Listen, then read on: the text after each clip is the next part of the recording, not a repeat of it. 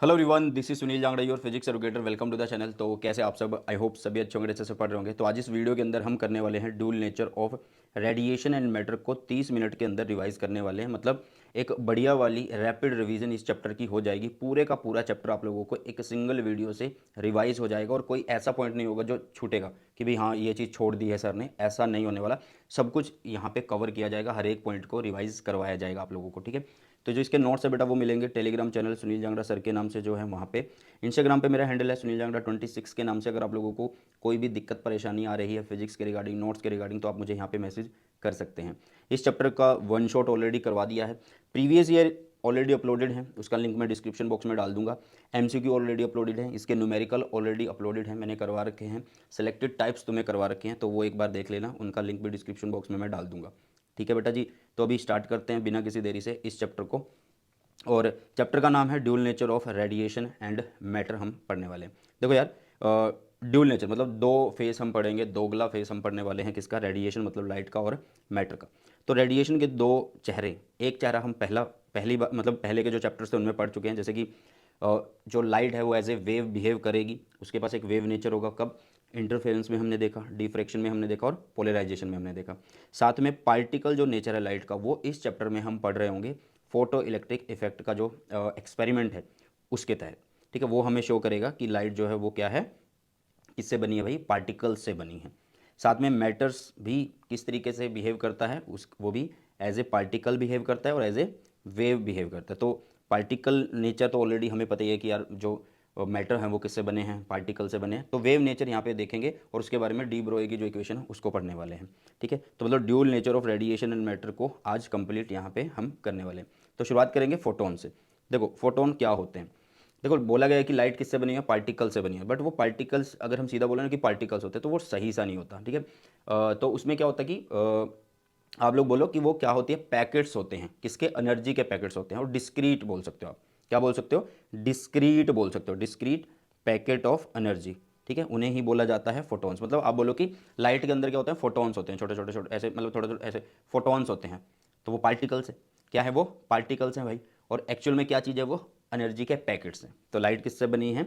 Light किससे बनी है भाई? पैकेट ऑफ एनर्जी से बनी हुई है। समझ में आ गई चीज़ें? अब इनके पास क्या होती है? अपनी एक एनर्जी होती है जिसको लिखा जाता है E is equal to h frequency से। ठीक है। ये फ्रीक्वेंसी किसकी है? रेडिएशन की, मतलब लाइट की है। अब C जो होता है स्पीड ऑफ लाइट, उसका रिलेशन होता है फ्रीक्वेंसी लैम्डा, कुछ इस तरीके से होता है। तो यहाँ से आप फ्रीक्वेंसी की वैल्यू निकाल के यहाँ पे भी पुट कर सकते हैं, वो आप लोगों की मर्जी है। अब फोटोन से रिलेटेड ना कुछ प्रॉपर्टीज़ हैं, उसको एक बार देख लेते हैं। जैसे फोटोन क्या करता है यार? फोटोन ट्रैवल करता है with speed of light 3 × 10⁸ metre per second, इस स्पीड से ट्रैवल करता है। एनर्जी ऑलरेडी मैंने तुम्हें बता दी है। तो जो रेस्ट मास होता है वो देख लेते हैं। मतलब देखो जो फोटोन है उसके मास के बारे में अभी तक बताया नहीं गया, मतलब एक्चुअल मास उसका पता नहीं है। मतलब कि हाँ यार ये अगर फोटोन रखा है तो उसका मास नहीं पता। तो आप बोल सकते हो कि रेस्ट मास जो है वो जीरो होता है। आप लोग ये बोलो रेस्ट मास क्या होता है? जीरो होता है। किसका? फोटोन का। बट इसका काइनेटिक मास जो है वो हम बोल सकते हैं वो किस रिलेशन से गिवन होता है? वो E is equal to m c square से होता है। यहाँ से हम m निकाल लेंगे तो ये बनेगा E बाई में सी स्क्वेयर। और E की वैल्यू कितनी होती है यार? h फ्रीक्वेंसी होती है, c is the speed of light. ठीक है। अब h फ्रीक्वेंसी है, उसको मैं c इंटू सी लिख दूँ, नीचे जो c स्क्वेयर है उसको c इंटू सी लिख दिया। तो अभी देखो ध्यान से, ये फ्रीक्वेंसी बाय में जो c है ये क्या बनेगा? 1/λ बन जाएगा। क्या बन जाएगा? 1/λ। तो h अपॉन में 1/λ, लैम्डा यहाँ पे आ गया और c हो गया। तो रिलेशन आ गई किसकी? काइनेटिक मास की रिलेशन आ गई। तो तुमसे कोई पूछे कि फोटोन का मास बताओ तो बोलना कि रेस्ट मास जो है भाई साहब जीरो है और उसका काइनेटिक मास इस रिलेशन से गिवन हो जाता है। सिंपल है और कुछ भी नहीं है। मोमेंटम की अगर हम बात करें तो मोमेंटम होता है यार, डिनोट करते हैं P से, ये होता है E बाय में C से होता है। E कौन है? एनर्जी फोटोन की। नीचे आ गया C। अब इसको फर्दर आप कर सकते हो, फ्रीक्वेंसी की वैल्यू रख दो, वो आप लोगों की मर्जी है, या फ्रीक्वेंसी बाय C रख दो। वो क्या होता है? 1/λ। तो लैम्डा अपॉन में सॉरी 1/λ अगर रखोगे तो h अपॉन में लैम्डा आने वाला है। मतलब P की वैल्यू जो है वो h अपॉन में लैम्डा। और यहीं से एक रिलेशन बनेगी lambda is equal to h upon में P, जो कि डी ब्रोए ने भी दी थी। वो बाद में हम पढ़ने वाले हैं इस चैप्टर के लास्ट में। फोटोन यार ट्रैवल करते हैं सीधी लाइन में, स्ट्रेट लाइन में वो ट्रैवल करते हैं। ओके। तो ये 5 प्रॉपर्टी हैं जो आप लोगों को अच्छे से आनी चाहिए। आगे की 5 प्रॉपर्टी जो है वो एक बार देख लेते हैं। इनके पास कोई भी चार्ज नहीं होता भाई साहब। ठीक है। मतलब ना इन पे पॉजिटिव है ना नेगेटिव है, कोई भी चार्ज इनके पास नहीं होता। Photon do not have any charge. Photon do not have any charge. Photon अगर भाई उनके पास चार्ज ही नहीं है तो इसका मतलब ना तो वो इलेक्ट्रिक फील्ड से डिफ्लेक्ट होंगे और ना ही मैग्नेटिक फील्ड से डिफ्लेक्ट होंगे, ठीक है, ना ही वो इलेक्ट्रिक फील्ड से डिफ्लेक्ट होंगे और ना ही वो मैग्नेटिक फील्ड से डिफ्लेक्ट होंगे। ओके बेटा, अब यहाँ पे हमने इसकी एनर्जी के बारे में बात करी, इसकी मोमेंटम के बारे में बात करी, तो आप बोल सकते हैं कि यहाँ पे ये जो इनकी एनर्जी एंड मोमेंटम है वो कंजर्व्ड रहती है।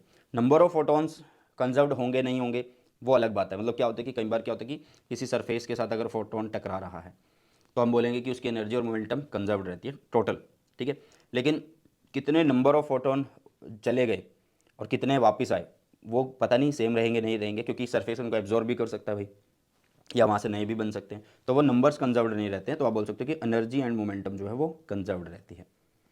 इंटेंसिटी और नंबर ऑफ फोटॉन्स एमिटेड पर सेकंड वाला ये मोस्ट इंपॉर्टेंट है, इसके ऊपर न्यूमेरिकल जरूर आ जाता है, इसके ऊपर न्यूमेरिकल जरूर आ जाता है। इंटेंसिटी क्या होती है, देखो यार यहाँ पे हमने एक एरिया लिया, इस एरिया में से क्या हो रहा है कि लाइट पास कर रही है, लाइट पास कर रही है मतलब एनर्जी पास कर रही है यार, तो एनर्जी पास कर रही है पर यूनिट एरिया में से, पर यूनिट एरिया में से, और नॉर्मली पास कर रही है इस एरिया ऑफ क्रॉस सेक्शन को, इस एरिया ऑफ क्रॉस सेक्शन को वो नॉर्मली पास कर रही है। तो energy crossing per unit area normally पर सेकेंड उसे बोला जाता है क्या, इंटेंसिटी। तो ये फॉर्मूला कैसे लिखेंगे, इंटेंसिटी इज इक्वल टू क्या, एनर्जी पास हो रही है पर यूनिट एरिया में से पर यूनिट टाइम में से, तो एनर्जी बाय में जो टाइम है वो क्या होगा यार, पावर बन जाएगा, और नीचे है ए, ठीक है, तो पावर बाय में एरिया, पावर बाय में एरिया ये क्या कहलाएगा, हमारा इंटेंसिटी कहलाएगा, ठीक है। साथ में है नंबर ऑफ फोटॉन्स एमिटेड पर सेकंड, ये कैसे लिखा जाता है, ये तो बड़ा सिंपल है, इसको बस सीधा पीई से याद रख लेना, पीई से याद रख लेना। तो पी है भाई साहब क्या, पावर, उसके नीचे लिख दो क्या, ई मतलब एनर्जी, तो ये आ जाएगा आप लोगों के पास किसकी वैल्यू, स्मॉल एन की वैल्यू, मतलब नंबर ऑफ फोटॉन्स एमिटेड पर सेकंड की वैल्यू यहाँ से आप लोगों को ऐसे निकालनी है। अब ध्यान से सुनना, न्यूमेरिकल कहाँ कहाँ पे बनेगा, एक तो बनेगा भाई इस प्रॉपर्टी पे, अगर आ रहा होगा तो इस प्रॉपर्टी पे आ सकता है, अगर वही बात है कि अगर न्यूमेरिकल आएगा तो इस प्रॉपर्टी पे आ सकता है कि n is equal to P E, ये बहुत ज़्यादा इंपॉर्टेंट प्रॉपर्टी है, बहुत ही ज़्यादा इंपॉर्टेंट प्रॉपर्टी है बेटा, ठीक है। चलिए आगे बढ़ते हैं बिना किसी देरी के। अब इस पूरे चैप्टर में ना हम एक इलेक्ट्रॉन एमिशन से बात कर रहे होंगे, किससे बात कर रहे होंगे, इलेक्ट्रॉन एमिशन से। इलेक्ट्रॉन एमिशन क्या होता है, इलेक्ट्रॉन एमिशन का मतलब यार कि मेटल का जो सरफेस है ना उसमें क्या पड़े होते हैं, फ्री इलेक्ट्रॉन्स होते हैं। देखो जो इलेक्ट्रॉन्स हैं आधे से ज़्यादा वो क्या होता है, वो तो टाइटली बाउंड होते हैं किसके साथ, न्यूक्लियस के साथ। जो फ्री हैं वो कहाँ पे पड़े रहते हैं, सरफेस के पास पास से पड़े रहते हैं, तो उनको सरफेस से बाहर लाया जा सकता है अगर हमें उन्हें कुछ एनर्जी प्रोवाइड कर दें। तो इलेक्ट्रॉन एमिशन वो प्रोसेस है, it is the phenomena of emission of electron from the surface of a metal, उसे बोला जाता है इलेक्ट्रॉन एमिशन। सिंपल है। वर्क फंक्शन क्या होता है, अब भाई मैंने बोला ना कि मेटल के सरफेस में क्या पड़े हैं, इलेक्ट्रॉन्स पड़े हैं, मेटल के सरफेस में क्या पड़े हैं, इलेक्ट्रॉन्स पड़े हैं। तो इन मेटल के सरफेस में जो इलेक्ट्रॉन्स पड़े हैं इनको बाहर लाने के लिए एक minimum amount of energy required होता है, तो उसे ही बोला जाता है work function. The minimum energy needed by an electron to come out from a metal surface is known as work function. ये वर्क फंक्शन देखो ध्यान से देखना, अभी हमने फोटोन की एनर्जी बताई थी, वो क्या थी, E is equal to h frequency. तो ये क्या है, उसी में से ही एनर्जी ली जा रही है। लाइट आ रही है, फोटॉन्स आ रहे हैं और इसके ऊपर फॉल कर रहे हैं मेटल के ऊपर, ठीक है, लाइट आ रही है भाई, फोटॉन्स आ रहे हैं, वो फॉल कर रहे हैं। अब फोटॉन की एनर्जी कितनी है ये, तो इसमें से एनर्जी यूज़ हो रही है, कुछ एक एनर्जी यहाँ पे यूज़ हो रही है, तो उसको कैसे शो करेंगे, वर्क फंक्शन एक एनर्जी ही है, उसको या तो डब्ल्यू नॉट से शो करते हैं या फाई नॉट से शो करते हैं। तो ये क्या होगा, एच फ्रीक्वेंसी की जगह फ्रीक्वेंसी नॉट होगा, क्योंकि एक पर्टिकुलर फ्रीक्वेंसी भी तो यूज़ होगी। मान लो टोटल एनर्जी कुछ भी है, उसमें से एक थोड़ी एनर्जी यूज़ करी जा रही है, तो फ्रीक्वेंसी भी एक पर्टिकुलर ही यूज़ हो रही है ना, ठीक है। तो आप समझ लो कि वर्क फंक्शन जो है यहाँ पे वो क्या है, एच फ्रीक्वेंसी नोट, और फ्रीक्वेंसी नोट क्या होता है, थ्रेशोल्ड फ्रीक्वेंसी होती है। ये वो फ्रीक्वेंसी होती है जिसपे क्या होता है, जिसपे होता है भाई साहब, मतलब एमिशन स्टार्ट हो जाता है, या फिर बोलो कि इससे बिलो एमिशन नहीं होता इलेक्ट्रॉन का। अब एमिशन के हमारे पास ना 4 प्रोसेस हैं, thermionic, photoelectric, field emission and photoelectric. अरे ये क्या, एक ही चीज़ दो दो बार लिख दी क्या, चलो कोई बात नहीं, चलो इसको रब कर देते हैं। वैसे तो एक सेकेंडरी आना था, वो मैं तुम्हें चलो वैसे ही बता दूंगा, सिंपल तरीके से बता दूंगा मैं। थर्मियोनिक एमिशन क्या है, नाम से पता लग रहा है, थर्मियोनिक मतलब इसको हीट करना पड़ेगा, मेटल को क्या करना पड़ेगा, हीट करना पड़ेगा, मतलब जो मेटल के अंदर इलेक्ट्रॉन है अब वो एनर्जी कहाँ से लेंगे, हीटिंग से लेंगे।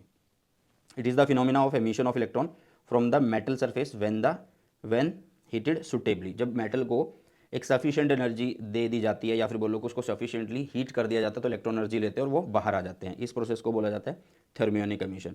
फोटो इलेक्ट्रिक एमिशन क्या होता है भाई, फोटो इलेक्ट्रिक एमिशन एक सिंपल सा कि लाइट फॉल होगी, एक सुटेबल फ्रीक्वेंसी की फॉल होगी, और उससे क्या होगा, इलेक्ट्रॉन के ऊपर वो जाके गिरेगी जो सरफेस में पड़े होंगे, इलेक्ट्रॉन के ऊपर जाके गिरेगी जो सरफेस में इलेक्ट्रॉन होंगे, वो एनर्जी लेंगे और बाहर आ जाएंगे। वो क्या करेंगे, एनर्जी लेंगे और बाहर आ जाएंगे।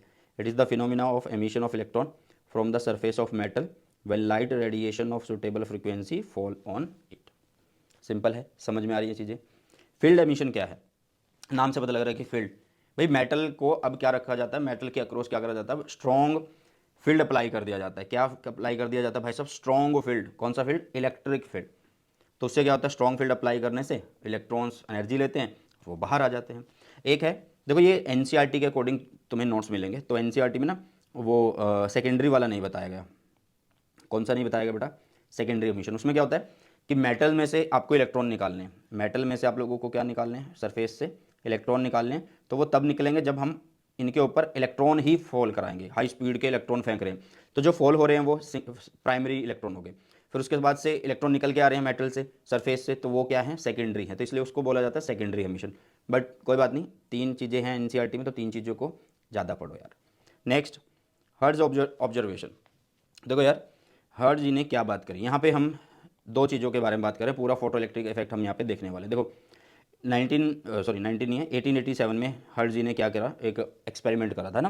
तो उन्होंने क्या किया था, अपने जो एक्सपेरिमेंट था उसमें बाहर की तरफ क्या लगा रखे थे, क्या लगा रखे थे भाई, स्फेयर लगाए हुए थे। किसके पास, डिटेक्टर के पास।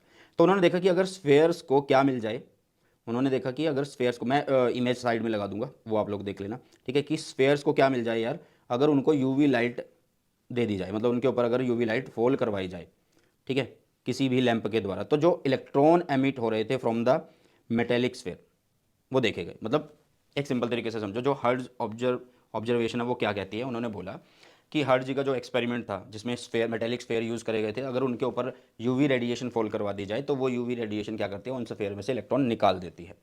ठीक है, निकाल देती है। ओके जी, तो इन्होंने इस तरीके से ये डिस्कवर किया था। लेकिन उसके बाद हॉलवर्क एंड लिनार्ड ऑब्जर्वेशन क्या कहती है वो भी एक बार सुन लो। उन्होंने ऑब्जर्व किया कि जब आप यूवी लाइट क्या करते हो भाई, फॉल कराते हो किसी एक कैथोड इलेक्ट्रोड के ऊपर, तो उससे क्या होता है कि जो इलेक्ट्रॉन हैं वो एमिट हो जाते हैं, किससे, कैथोड से, एंड जो ये इलेक्ट्रॉन है वो कहाँ चल पड़ते हैं, एनोड की तरफ चल पड़ते हैं। किसकी तरफ चल पड़ते हैं, एनोड की तरफ चल पड़ते हैं। आगे हम सारी चीज़ें यही पढ़ रहे होंगे, देख रहे होंगे। तो उससे क्या हो रहा है भाई, इलेक्ट्रॉन निकले एक इलेक्ट्रोड से और वो दूसरी की तरफ जा रहे हैं, तो इसका मतलब वहाँ पे क्या होगा, इलेक्ट्रिक करंट स्टार्ट हो जाएगा सर्किट में, और उसको क्या बोला गया, फोटो इलेक्ट्रिक करंट बोला गया। तो दोनों ऑब्जर्वेशन में एक ही बात हुई कि जब यूवी रेडिएशन फॉल हो रही थी तो इलेक्ट्रॉन का एमिशन हो रहा था। तो इलेक्ट्रॉन का एमिशन क्या हो रहा था, हो रहा था। अब यूवी रेडिएशन के पास अपनी एक फ्रीक्वेंसी है, तो इसका मतलब it mean all metal will emit photo electron if the frequency of incident radiation is equal to the frequency of UV light. मतलब यूवी लाइट के बराबर जिसकी फ्रीक्वेंसी होगी वो एमिशन करवा देगी मेटल के सरफेस से। समझ में आई। तो कुछ एग्जांपल मैंने यहाँ पे लिखे हैं, जैसे कि तीनों केस में मैंने मेटल्स ली हैं। यहाँ पे जब यूवी लाइट फॉल हो रही है तो इससे फोटो इलेक्ट्रॉन निकलेगा।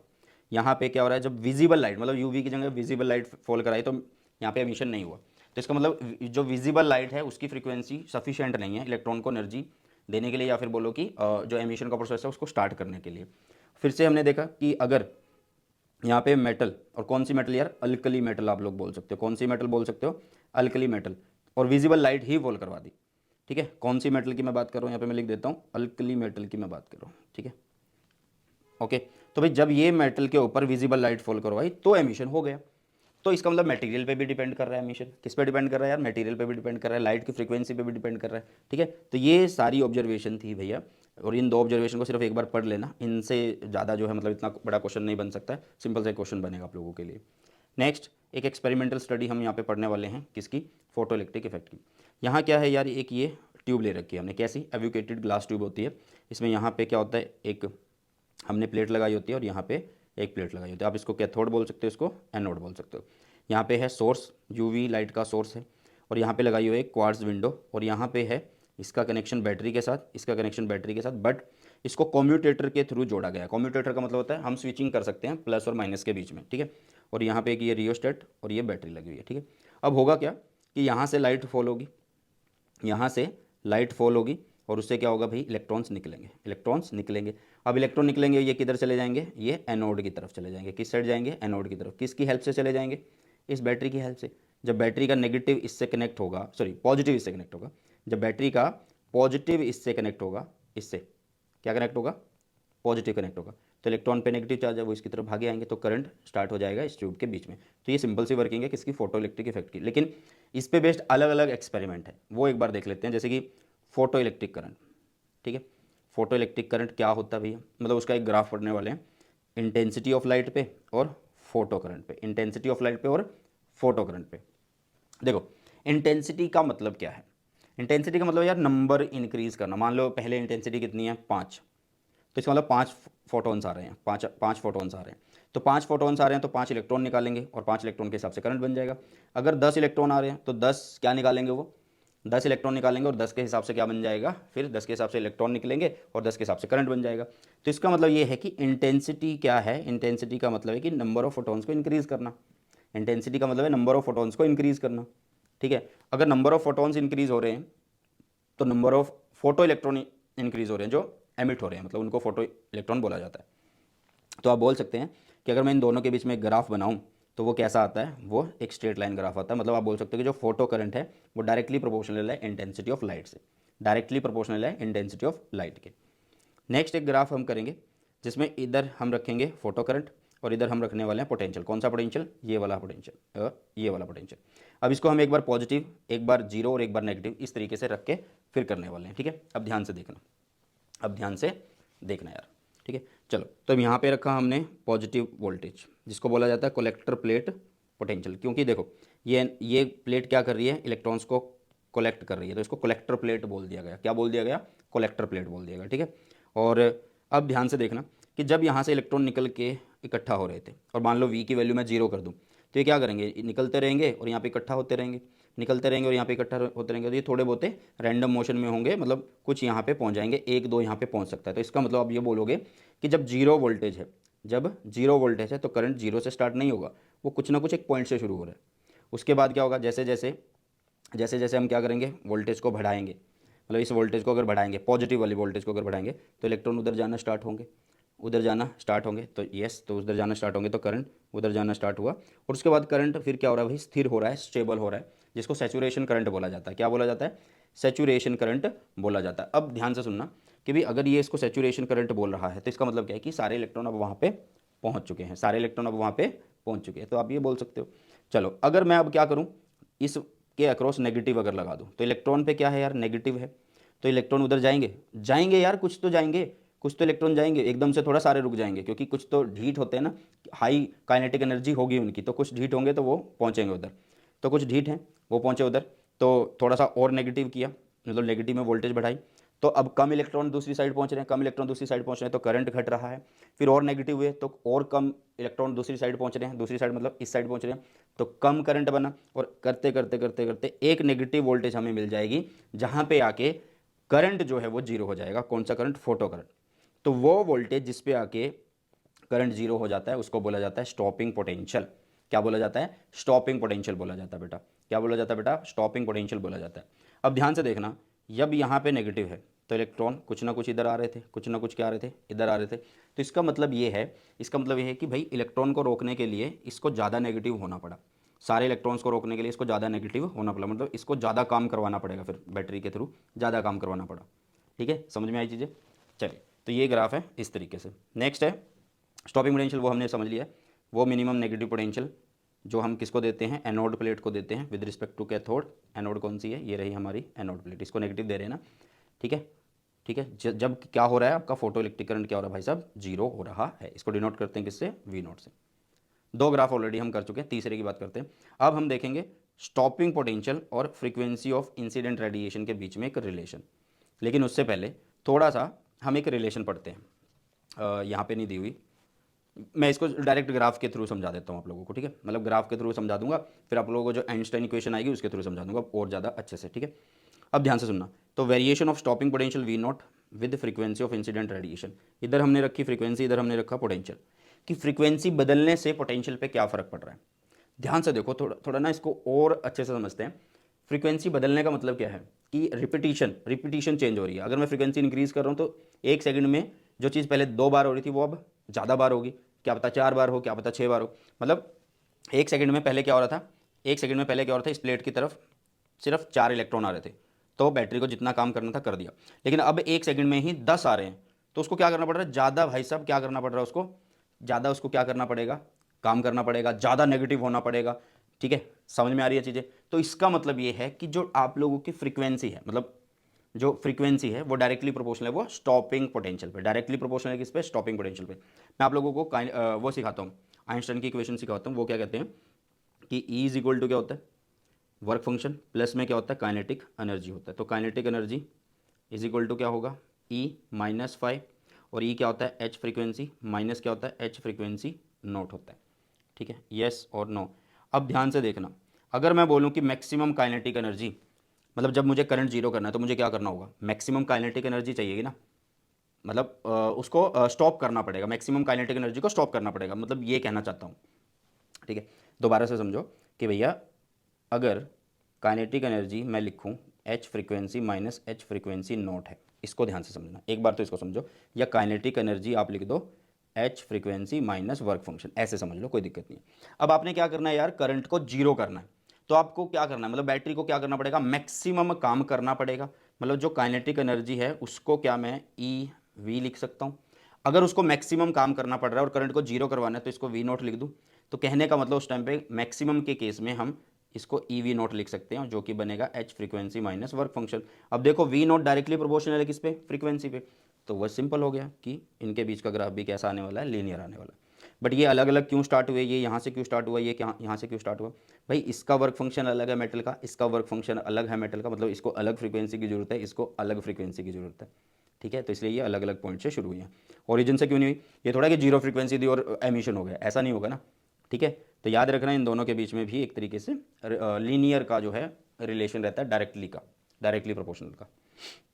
अब ये है फोटो करंट और किसके बीच का यार, कलेक्टर प्लेट के बीच का फ़र्क है। बट यहाँ पे इसमें और इस ग्राफ में क्या फ़र्क है, यहाँ पे क्या था कि यहाँ पे फ्रीक्वेंसी फिक्स्ड थी भैया, यहाँ पे क्या था, फ्रीक्वेंसी फिक्स्ड थी, फ्रीक्वेंसी बदल नहीं रही थी। ठीक है, और इंटेंसिटी अलग अलग थी। ठीक है, नंबर्स बढ़ा रहे थे। अब यहाँ पे क्या होगा, अब यहाँ पे है फ्रीक्वेंसी बदल रही है, फ्रीक्वेंसी बदल रही है, चेंज होगी, और इंटेंसिटी सेम है। ठीक है, वही 10 इलेक्ट्रॉन हैं, उन्हीं को ही करंट बनाना है।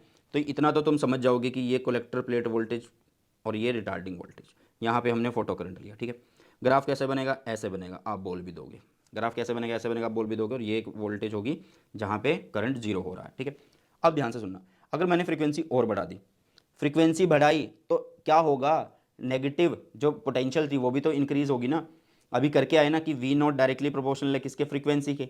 तो मतलब अगर फ्रीक्वेंसी इंक्रीज हुई है तो भाई स्टॉपिंग पोटेंशियल बदलेगा, वो नेगेटिव में और ज़्यादा होगा, तो नेगेटिव में और ज़्यादा, नेगेटिव में और ज़्यादा फ्रीक्वेंसी अगर बढ़ रही है। फिर ये यहाँ पे सेम क्यों है, क्योंकि वो टोटल वैल्यू जो फोटॉन्स की है वो तो 10 है, और वो 10 ही तो 10 इलेक्ट्रॉन निकाल रहे हैं, चीज़ों को समझो ना। तो ये इसलिए भाई सब सेम है, इंटेंसिटी सेम है, इंटेंसिटी क्या है, सेम है। अगर इंटेंसिटी अलग अलग होती फिर ये अलग अलग तरीके से बन रहा होता, ऊपर की तरफ जा रहा होता। ठीक है, समझ में आ गई।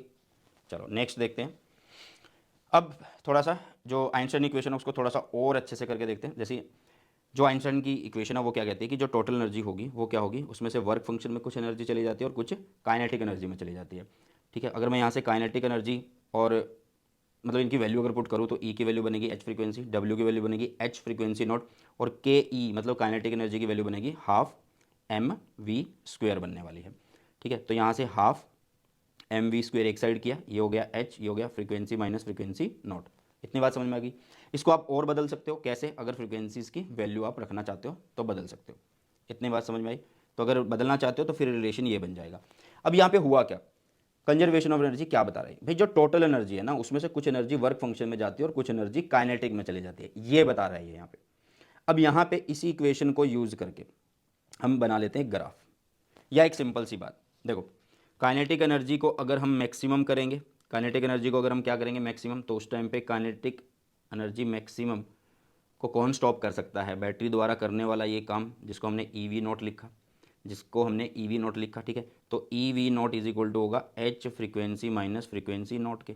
मतलब यार E V naught is equal to क्या है, H frequency minus H frequency naught. मतलब ई वी नॉट क्या है, ये है ई माइनस डब्ल्यू, यही तो है ई माइनस डब्ल्यू। तो मतलब वी नॉट क्या है, वो ई माइनस डब्ल्यू बाई में क्या आ जाएगा, ई आ जाएगा। डब्ल्यू बाई में क्या आ जाएगा, ई आ जाएगा। येस और नो, फटाफट से बताओ, डब्ल्यू बाई में ई आएगा या नहीं आएगा? यहाँ पे भी आएगा और यहाँ पे भी आएगा। इतनी बात समझ में आई?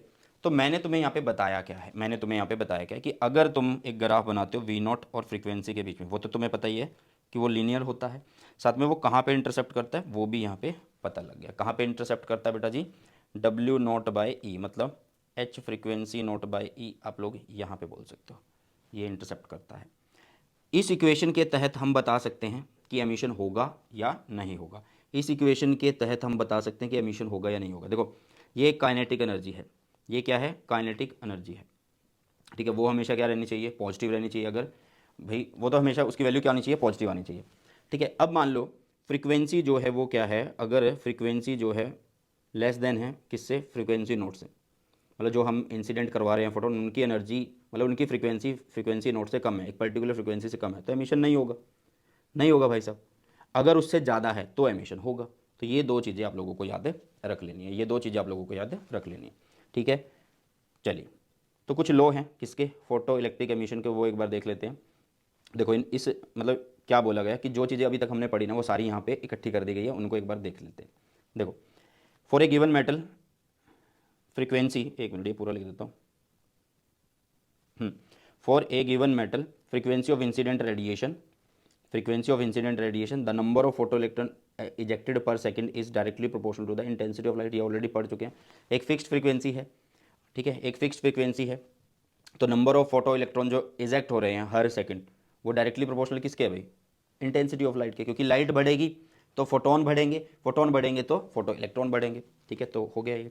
दूसरी लॉ में क्या बोला गया, for a given metal there exist certain minimum frequency of the incident radiation below which no emission take place, मतलब एक पर्टिकुलर फ्रीक्वेंसी होगी, उससे नीचे एमिशन नहीं होगा, उससे नीचे एमिशन नहीं होगा, जिसको हमने थ्रेशोल्ड फ्रीक्वेंसी बोला था। क्या बोला था, थ्रेशोल्ड फ्रीक्वेंसी बोला था। Next, above the threshold frequency the maximum kinetic energy of the emitted photoelectron is independent of the intensity of incident light but depend on only upon the frequency of light। ध्यान से सुनना, ये बड़े काम का लो है। इन्होंने बोला है above the threshold frequency the maximum kinetic energy of emitted photoelectron is independent of the intensity, मतलब इंटेंसिटी अगर हम इंक्रीज कर रहे हैं तो काइनेटिक एनर्जी पे फर्क नहीं पड़ रहा भाई, ठीक है। अगर हम इंटेंसिटी इंक्रीज कर रहे हैं, अगर हम इंटेंसिटी इंक्रीज कर रहे हैं तो उससे काइनेटिक एनर्जी पे फर्क नहीं पड़ेगा। तो कहने का मतलब काइनेटिक एनर्जी और इंटेंसिटी जो होती है वो इंडिपेंडेंट होते हैं, वो डिपेंड नहीं करते, ठीक है। बट एक जो वेव के लॉ थे उनमें बोला गया था कि डिपेंड करते हैं। नेक्स्ट है the photo electron emission is instantaneous process, मतलब इसमें कोई डिले नहीं होता, जैसे ही लाइट फॉल करेगी तुरंत से एमिशन हो जाएगा, ठीक है, तुरंत से एमिशन हो जाएगा, मतलब 10⁻⁻⁹ सेकंड से भी कम का समय होगा और एमिशन हो जाएगा अगर एक पर्टिकुलर फ्रिक्वेंसी फॉल करेगी, ठीक है।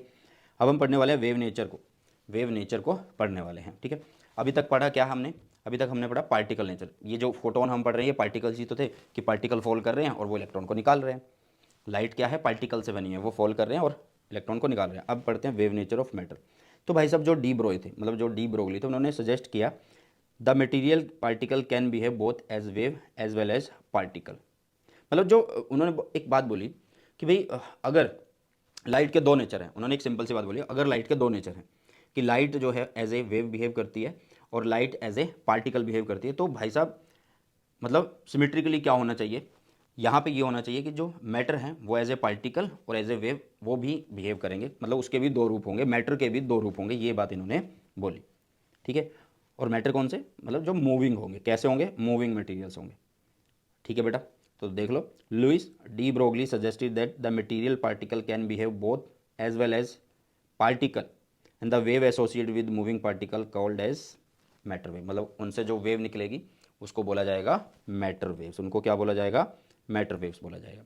और उस वेव की जो लैम्डा, मतलब उस वेव का जो वेव लेंथ होगा वो गिवन होगा lambda is equal to h upon में पी से। और इसका एक सिंपल सा रीज़न दिया था इन्होंने कि भाई अगर लाइट के दो रूप है तो मैटर के भी दो रूप है, मैटर के भी दो रूप हैं, ये बात इन्होंने बोली थी, ठीक है। चलो, तो डी ब्रोगली हाइपोथेसिस में क्या बोलोगे आप, सिंपली बोलोगे a moving material particle can be associated with a wave और a wave can guide the motion of a particle, मतलब सिंपल सी भाषा में अगर हम समझे तो इन्होंने बात बोली कि एक मूविंग पार्टिकल जो होगा या फिर एक मूविंग मटेरियल जो है मैटर जो होंगे अगर वो मूव कर रहे हैं तो वो रेडिएशन निकालते हैं, मतलब वेव लाइक प्रॉपर्टी वो रखते हैं, और उनकी जो वेवलेंथ होती है वो lambda is equal to h upon p से होती है। ये बात इन्होंने बोली थी। Next, de Broglie wavelength of electron अगर हम देखें, इलेक्ट्रॉन एक पार्टिकल है ना, ठीक है।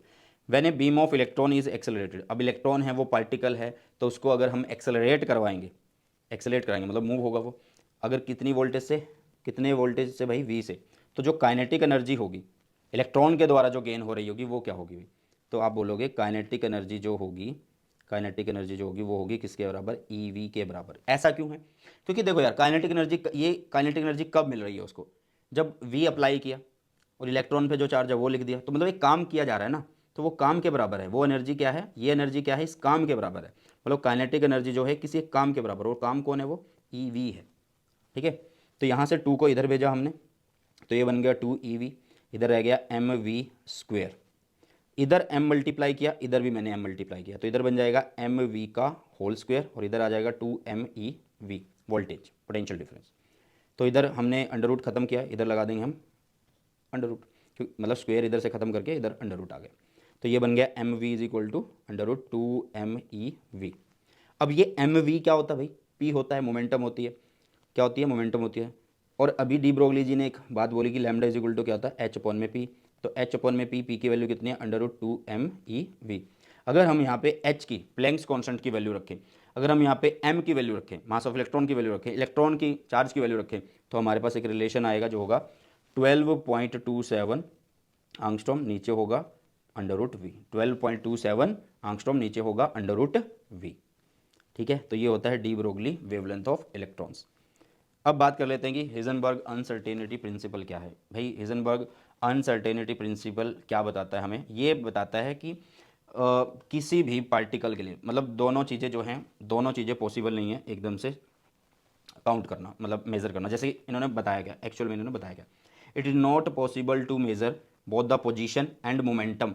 मान लो एक इलेक्ट्रॉन है, ठीक है, वो भाई चल रहा है, घूम रहा है, फिर रहा है, ठीक है, तो उसकी मोमेंटम और पोजीशन भाई साहब हम एक टाइम पे नहीं बता सकते, और एग्जैक्टली नहीं बता सकते कि भाई हाँ उसी टाइम पे उसकी मोमेंटम ये है और उसी टाइम पे उसकी पोजीशन ये है, नहीं बता सकते। It is not possible to measure both the position and momentum of electron at the same time exactly. Exactly हमेशा यहाँ पे क्या रहेगी, एक अनसर्टेनिटी रहेगी पोजीशन में भी, जिसको डेल्टा एक्स से बोलेंगे, और एक अनसर्टेनिटी रहेगी मोमेंटम में, जिसको हम डेल्टा पी से बोलेंगे। तो इन्होंने एक प्रिंसिपल दिया कि डेल्टा एक्स डेल्टा पी जो होगा वो एच अपॉन 2 पाई के बराबर होगा, एच अपॉन 2 पाई के बराबर होगा, ठीक है। मान लो अगर मैं डेल्टा एक्स निकालना चाहता हूँ, ठीक है, और एच अपॉन में 2 पाई यहाँ पे डेल्टा पी रख दूँ, मैं बोलूँ कि भाई डेल्टा पी मोमेंटम जो है वो ज़ीरो है, मैं बोलूँ डेल्टा पी जीरो है, समथिंग अपॉन जीरो, तो डेल्टा एक्स कितना आ रहा है, इन्फिनिटी आ रहा है, तो भाई नहीं डिफाइन हुआ ना। तो एग्जैक्टली हम नहीं बता सकते एट ए टाइम, एग्जैक्टली उसी टाइम नहीं बता सकते, तो कुछ अनसर्टेनिटी रहती है। तो ये प्रिंसिपल बड़ा इंपॉर्टेंट है, लास्ट टाइम भी हमारे जो बोर्ड एग्जाम हुए थे 2023 वाले, उसमें आ गया था। तो भाई साहब ये था हमारा पूरा चैप्टर, इसको कर दिया हमने रिवाइज। और कैसी लगी वीडियो, जल्दी ही एटम्स वाला जो चैप्टर है वो भी आ जाएगा, और उसकी भी बढ़िया वाली रिवीजन हो जाएगी, और जो नोट्स आप लोगों को टेलीग्राम चैनल पे मिल जाएंगे। करते हैं इसी के साथ इस वीडियो सेशन को समाप्त, मिलते हैं जल्दी से नए सेशन में। सो बॉय टेक केयर, जय हिंद।